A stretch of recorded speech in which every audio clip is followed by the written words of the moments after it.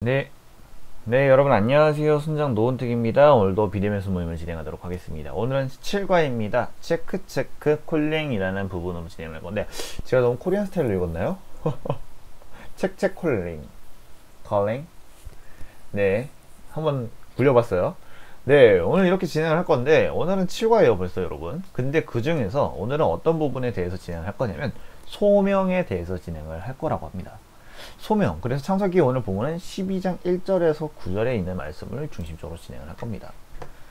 자, 오늘은 이렇게 똑같이 지난주와 똑같이 진행하는데 나눈 부분에 한 가지 더 추가가 됐어요. 무엇이냐? 바로 찬양을 소개하는 시간이 추가가 됐는데 오늘 이 소명에 대해서 부르는 찬양이 주님 말씀하시면이라고 여러분들께서 들으시면 아실 찬양이에요. 이 찬양이랑 똑같은 거예요. 이 찬양이 딱 생각나는 찬양인 거죠. 그래서 오늘 부장님께서도 목사님께서 설명해 주시는 부분이어서 이 부분에 대해서 제가 한번 가지고 진행해보는 소개를 해보는 시간을 가져보도록 하겠습니다. 자, 오늘 본문은 좀 약간 좀 필요할 것 같아서 간단하게 한 1분 정도 소개하는 시간을 가져볼 건데, 자, 오늘 본문은 10장밖에 안 돼요. 10절밖에 안 되는데 여러분들께서 꼭 읽어보시고요. 근데 이 부분은 내용은 뭐냐면 오늘 드디어 주인공이 나옵니다. 창세기에 이제 전반적인 주인공이라고 해도 과언이 아닌 정말 중요한 사람 누구냐? 바로 아브라함이라는 사람이 나타납니다. 이제 아브라함이 첫 등장하고 이제 아브라함은 이제 하나님의 부르심을 받아 이제 떠나게 됩니다. 그런데 왜 하나님께서 아브라함을 선택하셨는가에 대해서 나오게 되는 거죠. 그리고 아브라함은 하나님의 부르심을 받은 자예요. 그래서 이 하나님의 부르심을 받았다 해서 우리는 소명이라는 단어를 쓰는데 이 소명에 대해서 간단하게 설명을 해주고 진행해 보도록 할게요. 자, 여러분 일단 지금 교재 보시면 교재에 64페이지에 보시면 2번이 제가 간단히 좀 적어놨어요. 2번을 보시면 소명은 무엇인지 그리고 여러분들은 그리스도인으로서 소명을 받았는지에 대해서 질문을 적어놨는데 여러분들께서는 뒤에 있는 부분 한번 생각해 보세요. 나는 하나님께서 어떠한 소명을 주셨는가? 어떠한 역할을 주셨고 내가 살아가야 되는 임무는 무엇인지 한번 생각해 보는 시간을 갖는데 그 이전에 앞서서 소명이란 단어에 대해서 좀 설명을 해 드릴게요. 자, 소명이란 단어는 부르다, 소, 그리고 목숨명 혹은 명령명이라는 뜻을 합친 합성어예요. 즉 한자어인데 이 한자어를 다시 한 번 더 우리 그리스도, 교회에서 부르는 호칭으로 바꿔본다면 하나님의 부르심이라는 거죠. 누가 불렀냐? 하나님께서 우리를 부르셨다라는 거예요. 하나님께서 우리에게 명령을 내려주셨다라는 건데 어떻게 해서 부르셨냐라는 건데 첫 번째는 하나님과 자녀로서 하나님의 자녀로서 부르심을 받았다. 혹은 하나님의 백성으로 부르다. 그리고 두 번째, 하나님께서 직접 우리가 이 세상에서 일해야 될 사명자로서 불렀다라는 단어인 거예요. 근데 사명이라는 것은 무엇이냐면 명자는 똑같은데 앞에 사자는 심부름 사자를 뜻한다는 거예요. 즉 직역을 해본다면 심부름을 하는 목숨, 심부름을 하는 명령이라는 뜻인데 의역으로 바꾼다면 하나님이 주시는 심부름이라는 뜻이 되는 거죠. 즉 여러분들께서는 하나님의 백성으로서 부르시기도 하셨지만 하나님께서 직접적인 사명을 주신 사명자로 부르셨다라는 겁니다. 그 대표적인 성경인물이 누구시냐면 바로 바울이라는 성경인물이에요. 여러분들께서 우리 지난번에 로마서를 통해서 정말 잘할 거라고 생각해요. 이 바울은 정말 근본적으로서 성경 중심적으로 산 인물이라고 해도 과언은 아닙니다. 하지만 그래도 직접적으로 자신이 말했어요. 자신은 자신 안에 괴물이 살고 있다. 근데 그 괴물을 누렸던 게 뭐냐면 하나님께서 부르신 사명과 소명이었다는 거예요. 그래서 그는 교회에서 직업으로서 사명과 소명을 갖고 늘 실천하는 사람이었어요. 우리도 바울처럼 온전히 똑바르게 살지는 못하겠지만 그의 삶처럼 하나님께서 주신 사명과 소명을 통해서 생각해보는 시간을 가지시길 바랍니다. 자, 이제 본문 진행해 보도록 할게요. 64페이지 비시고요. 자, 오늘 3번 진행하도록 하겠습니다. 하나님께서 아브라함을 불러내실 때 그에게 무엇을 요구하셨는가? 그에게 어떤 의미였을까? 라고 합니다. 자, 정답은 하기 전에 말씀을 좀 읽어볼게요. 창세기 12장 1절입니다. 여호와께서 아브라함에게 이르시되 너는 너의 고향과 친척 아버지의 집을 떠나 내가 내게 보여줄 땅으로 가라 라고 되어 있습니다. 자, 무엇을 요구하셨을까요? 고향과 친척과 아버지의 집을 떠나라라는 거예요. 하나님께서 갑자기 아브라함에게 명령하세요. 너 지금 당장 떠나 라는 거예요. 왜? 갑자기? 근데 이것은 무엇을 뜻하는 거냐면 삶의 모든 것을 버리고 가문을 버리고 다 떠나라는 거예요. 즉 아브라함은 자신의 혈육 그리고 모든 가문 그리고 모든 지인 친척들까지 모두 다 버리고 자신의 가족만 가지고 떠났어야 됐어요. 근데 그랬습니다. 그에게 있어서는 모든 것을 다 버리고 가라는 것처럼 들렸을지도 모르는 거예요. 근데 이 들리는 것에 있어서 아브라함에 대해서 잠시 설명을 해드리자면, 아브라함은 원래는 우상을 만드는 사람이었어요. 아브라함의 원래 직업은 그때 당시만 해도 노인이었어요. 근데 아브라함의 원래 직업은 목수는 아니었죠. 우상을 만드는 사람이었는데, 이 우상을 만드는 사람이 되려 우상을 믿지 않았어요. 근데 하나님께서는 그 마음을 아시고 하나님께서는 아브라함에게 직접 나타나셔서 아브라함에게 당장 떠나라고 말씀을 하신 겁니다. 근데 이 여러분들께서 이제 제가 지금 설명하는 이유는 뭐냐면, 제가 가끔가다 아브라함이랑 아브라함이라고 부를 수도 있어요. 이 둘이 헷갈리셔가지고, 아니 순장님께서는 왜 갑자기 아브라함이랬다가 아브라함이랬다가 뭐가 맞는 거야? 라고 할 거야. 뭐가 맞는 거지? 라고 물어보실 거예요. 아니, 궁금증이 들 거예요. 물어보신다. 근데 헷갈리지 마시라고. 둘 다 똑같다는 뜻이에요. 근데 이 이름의 변화에 대해서 설명하는 것은 무엇이냐면, 하나님의 부르심을 받고 난 이후에 아브라함은 아브라함으로 바뀌게 돼요. 왜? 이전에 아브라함이라는 뜻은 무엇이냐면 그냥 세상에서의 큰 아버지라는 뜻이었고, 이제 하나님의 부르심을 받아 아브라함이 되었을 때는 민족의 큰 아버지, 하나님께서 세우신 민족의 큰 아버지가 되시겠다라는 뜻이 됩니다. 그의 안에 역시 사례도 똑같이 큰 어머니였다가 민족의 큰 어머니 사라로 바뀌게 되는 겁니다. 그래서 제가 오늘 설명을 드리기 위해서 잠시 좀 설명하는 시간 가져볼 거예요. 4번입니다. 아브라함을 불러내서 지시할 땅으로 가라고 하신 목적은 무엇인가요? 2절입니다. 내가 너로 큰 민족을 이루고 내게 복을 주며 내 이름을 창대하게 하리니 너는 복이 될지라. 여기서 아까 제가 설명했던 부분이 나오는 거예요. 이제 너가 만약에 모든 가문을 다 떨어지고 내가 명령한 대로 나간다면 너에게 큰 민족을 줄 거고 복을 줄 거고 내 이름을 정말 세상에게 창대하게 줄 거야. 그리고 너는 복이 될 거야 라고 하신 거예요. 즉 큰 민족을 이루게 하시고 복을 주고 창대하게 만드시겠다는 거예요. 즉 아브라함을 통해서 복의 근원이 되시게 하려는 하나님의 큰 뜻을 알 수가 있는 겁니다. 자, 5번입니다. 3절은 아브라함으로 하여금 복덩이가 되게 하실 계획을 설명하고 있어요. 아브라함이 복이 되는 방식은 무엇일까요? 3절입니다. 너는 축복하는 자에게 내가 복을 내리고 너를 저주하는 자에게는 내가 저주하리니 땅의 모든 족속이 너로 말미암아 복을 얻을 것이라 하신지라라고 되어 있어요.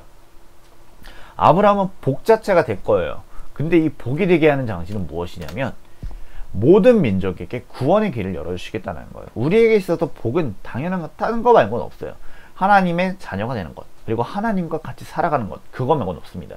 왜냐? 우리는 죄인이기 때문에 하나님에 들어갈 수가 없어요. 근데 예수 그리스도로 인해서 구원의 성취가 되는 거죠. 그것을 아브라함부터 시작하시겠다라는 겁니다. 하나님께서 크게 계획하신 거예요. 그래서 제가 써놨어요. 모든 민족의 구원의 길을 열어주시고 훗날 예수 그리스도로 인해 구원의 성취를 내게 하시겠다. 즉 아브라함을 통해서 아브라함을 축복하는 사람에게는 되려 그 사람의 축복이 받을 거고, 아브라함을 저주하는 사람에게는 아브라함이 저주했으니 저주하는 그 사람이 받게 된다는 뜻이에요. 즉 복을 건드리는 사람은 안 된다. 복을 건드리는데 어떠한 방식으로 건드리냐? 축복을 하냐? 그럼 내가 축복을 받게 되고, 저주를 받게 된다? 그럼 내가 저주를 받게 된다는 겁니다. 그래서 복의 근원인 아브라함을 통해서 다른 이들이 구원을 받게 된다는 거예요. 여기서 근원이라는 단어는 무엇이냐면 원인 이런 뜻인 거예요. 즉 아브라함이 복이 됐으니 다른 이들은 아브라함을 통해서 복을 받을 건지 저주를 받게 된 건지 둘 중에 하나를 받게 된다는 거죠. 자, 그렇습니다. 6번입니다. 아브라함의 인생에 가치가 있는 인생은 무엇인가? 죄송해요. 아브라함의 인생이 가치가 된 인생이 된 것은 75세부터예요. 그 이유는 무엇이라고 생각할까요? 하나님께서 부르셨고 그리고 그에 대한 순종을 했기 때문이죠. 제가 지금 아까 설명했었는데 다시 한 번 더 설명을 드리자면, 아브라함은 우상 숭배의 자녀였어요. 그의 아빠는 우상 숭배를 하는 사람이었어요. 근데 심지어 너무 그거에 빠져있던 나머지 자기 자식을 우상을 만드는 사람으로 만들어버린 거예요. 흔히 말하면 약간 이렇게 대입을 하면 안 되지만 불상을 만드는 사람이라 생각하시면 돼요. 혹은 약간 좀 조각 같은 거 해가지고 예수님 상 만드시거나 그런 거 파시는 사람이 생각하시면 돼요. 그런데 이렇게 제작하는 사람이었는데 아브라함은 그는 우상을 했을까요? 안 했을까요? 안 했어요. 대신에 하나님께서 이제 내가 가라라고 하시니까 하나님의 부르심에 순종했고요. 그리고 그 소명에 반응하는 사람이었다는 거예요. 즉 하나님의 부르심에 순종하고 하나님께서 주신 그 소명에 반응하는 사람이 진정으로 가치가 있는 인생이다 라고 오늘은 말씀하고 있는 겁니다. 자, 7번 패스하고 8번으로 넘어갑니다. 아브라함은 하나님께 소명을 받았지만 어디로 가야 할지 몰랐습니다. 히브리서 11장 8절을 좀 읽어볼 거예요. 이따가. 하지만 소명을 받은 자로서 어떻게 살아야 할지는 분명히 말씀하셨어요. 예수를 믿는 사람은 모두 소명을 받은 자이다. 소명받은 자에게 가장 중요한 것은 무엇인가? 일단 먼저 3절을 읽을게요. 읽었네요. 패스하고. 히브리서 11장 8절 한번 찾아볼게요. 다시 하셨죠? 자, 믿음으로 아브라함은 부르심을 받았을 때에 순종하여 장래의 유업으로 받을 땅에 나아갈새 갈 바를 알지 못하고 나아갔으며 라고 되어 있어요. 장래의 유업으로 받을 땅에 나아갈새라고 했는데 뒤에 보면 갈 바를 알지 못하라고 되어 있어요. 어디로 가야 될지 몰랐던 거예요. 근데 주님께서 갑자기 나타나셔서 너 가! 라고 하시지 어디로 가! 라고 하시지는 않았다는 겁니다. 근데 그럼에도 불구하고 아브라함은 그냥 준비하고 무작정 떠났다는 거예요. 가장 중요한 것은 무엇이냐면 소명을 받은 자로서의 삶은 복의 통로, 복의 근원이 돼야 되는 거죠. 우리가 자체가 복이 된다는 거예요. 이 복이 왜 돼야 되는 이유는 무엇이냐면 나에게만 적용되는 게 아니에요. 내가 복 자체가 된다면 내를 통해서 남들에게도 복이 흐르게 된다는 거죠. 예를 들어서 내가 지금 복이 돼서 내 삶으로 인해서 다른 사람들이 하나님을 영접하게 되고 나의 친구들, 나의 사랑하는 가족들이 하나님을 영접하는 기적이 일어난다는 거죠. 즉 우리는 복이 된다는 것은 무엇이냐? 하나님의 복음을 전도하는 전도자로서 살아간다는 걸 뜻하는 겁니다. 자, 하나님은 다시 한 번 더 아브라함에게 나타나셔서 하나님의 소명을 확인시키십니다. 당신의 소명은 하나님의 뜻이신 거예요. 근데 이 소명을 읽고 살아가기에 쉬워요, 우리는. 왜냐? 우리는 연약한 인간이기 때문에. 근데 우리의 삶에 소명을 붙드는 방법은 무엇이고 우리는 어떻게 반응해야 될까요? 우리는 예배하는 삶을 살아야 되고요. 우리의 삶을 예배로 바꿔야 되는 겁니다. 창세기 12장 7절 한번 읽어볼게요. 여호와께서 아브라함에게 나타나사 이르시되 이 땅을 내 자손에게 주리라 하신지라. 자기에게 나타나신 여호와께 그가 그곳에서 제단을 쌓고 라고 되어 있어요. 하나님께서 나타나셔서 지금 너가 서 있는 땅을 내가 너에게 줄 거야 라고 했어요. 그래서 아브라함은 그것을 듣자마자 하나님을 찬양하는 제단을 쌓습니다. 그때는 성막이랑 이런 게 없었을 시절이니까요. 그렇습니다. 오늘로서 이제 모든 본문은 다 끝이 납니다.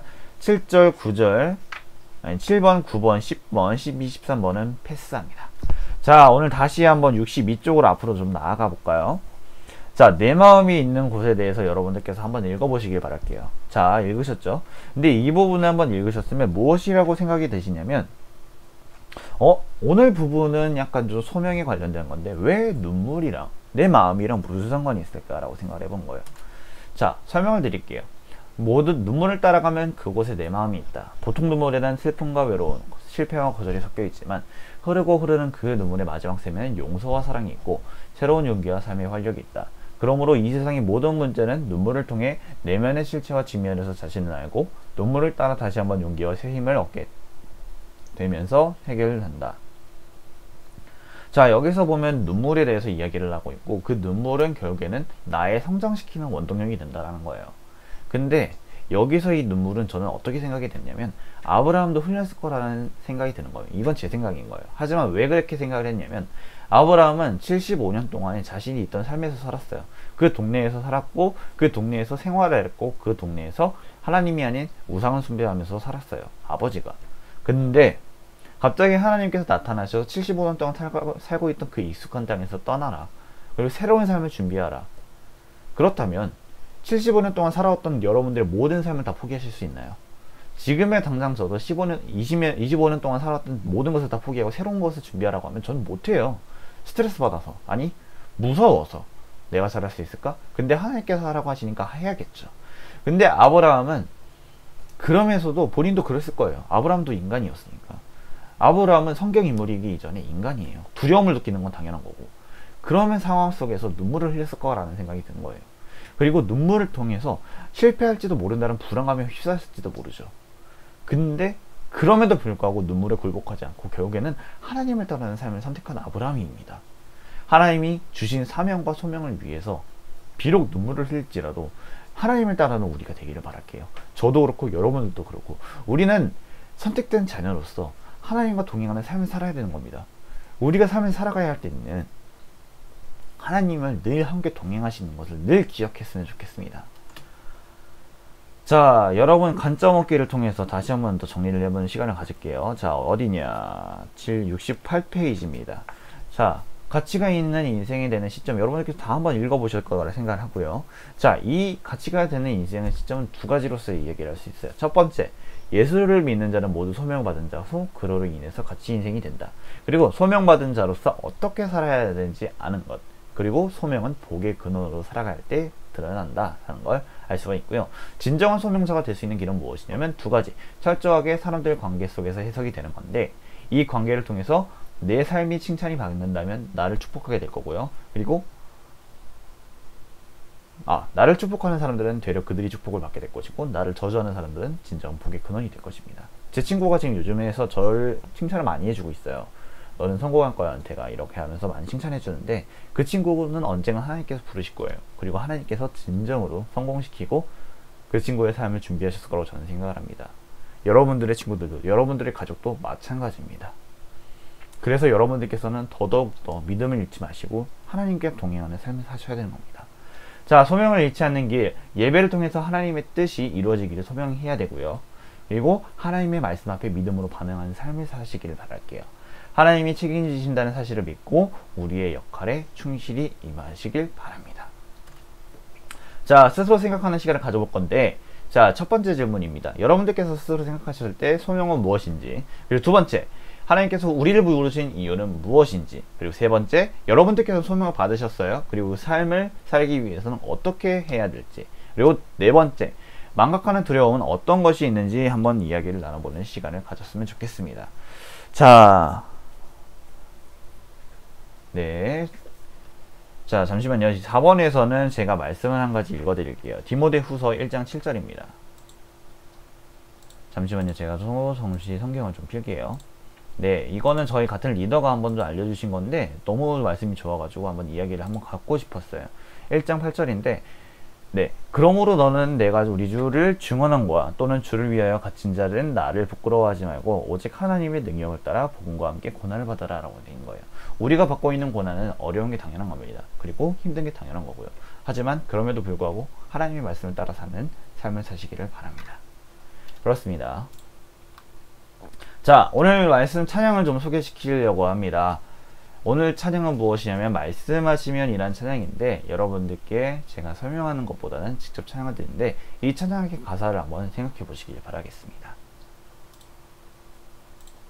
네, 여러분, 잘 들으셨죠? 그렇습니다. 원래는 찬양을 소개하는 시간을 안 갖고 싶었는데 그래도 갖고 싶었어요.